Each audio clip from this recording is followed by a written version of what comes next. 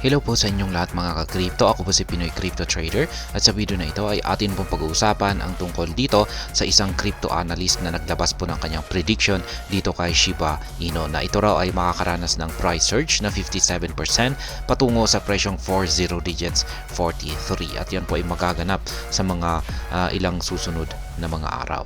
At ayan, bago po tayo magpatuloy ay nais ko lamang po munang bigyang linaw ang aking disclaimer kung saan ang nilalaman po ng video na ito ay hindi po ito isang financial advice. For education and information purposes lamang po ang layunin nito.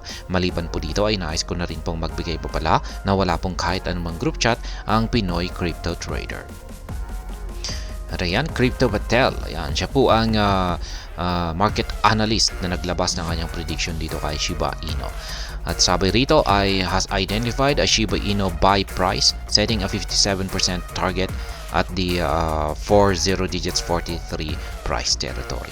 Kaya yan po yung price target ni Crypto Patel. Yan, isang kilalang market analyst at saka trader.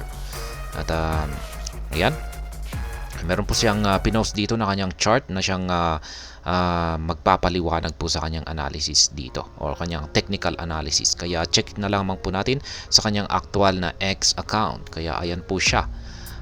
Ito po ay mula po ito sa datos ng Binance. Yan, ito po ay US perpetual contract po ito. Kaya siya po ay yan, mas nakatutok po siya sa pag-futures trading or derivatives. Kaya ayan, ayon po sa dito sa kanyang chart na ito ay nagkaroon po ng breakout itong si Shiba Inu dito sa resistance line natin dito. Isa po itong trend resistance line, ito po yung kulay itim. Ayan, at ayan, nilagyan po niya rito yung candlestick ay mapapansin natin na ito po ay nakawala. Ayan, or lumabas na, nakalusot na sa ibabaw ng trend resistance line natin na ito.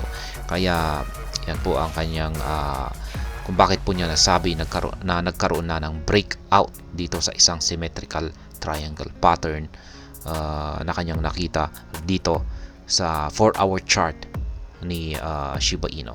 Yan, isa po itong symmetrical triangle pattern. Ito yung upper portion nito at saka yung lower portion naman nito ay nandito. Yan, hindi lamang po niya nailagay. Kaya yan, ayon po sa kanya ay yung kanyang accumulation zone ay dito na rin po yan sa support zone na yan. Yan yung medyo kulay pink na ito. At sabi po niya ay yan, aim to buy at 0.027. Subukan daw po nating makabili sa presyong 0.027. Ito iba po yung kasi yung kanyang presyo rito kasi naka 1,000 SHIB po kasi ito. Ayan, 1,000 SHIB may iba po kasi yung kanyang ginagamit na yan, naka derivatives po kasi siya. Ayan. Kaya iba na rin po yung mga presyo rito. Kaya plus ayan, dagdagan na lang yung parang yung presyo rito ay dagdagan po natin ng 30 digits. Yan dito sa kanyang presyo. Kaya parang 40 digits 27 po yan yung presyo na ito. Yung sinabi niyang 0.027. Kaya parang 40 digits 27. Subukan po nating makabili sa 40 digits 27. Yan po ang ayon po kay Ginoong Crypto Patel. At yung ating mga price target ay yan po ang kanyang price target dito na sinet. Meron po tayong TP1 at saka TP2. Yung kanyang unang target profit dito ay nasa 40 digits 35,787. At saka yung second target ay nasa 40 digits 43. Kaya ayan, yan po yung kanyang analysis dito. At yung stop loss naman daw po natin ay ayan, mag-set lamang po tayo rito sa ilalim ng support line natin dito.